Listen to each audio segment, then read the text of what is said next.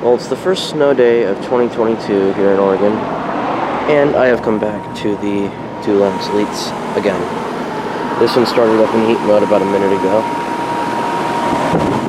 I'm attempting to get that one defrosting. I hope I get it this time. So, yep, here's this one running. We're going to heat run video of this one. It's not frozen up at all.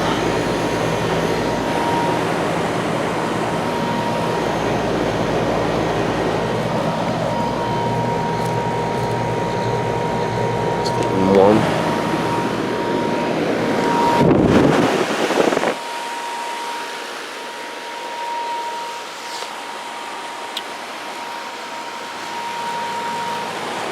And that thing's making a lot of noise.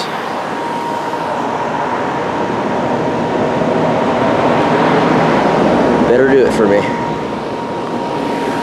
But yeah, figured I'd get this little heat run view of this Lennox that I've gotten defrosting in the past.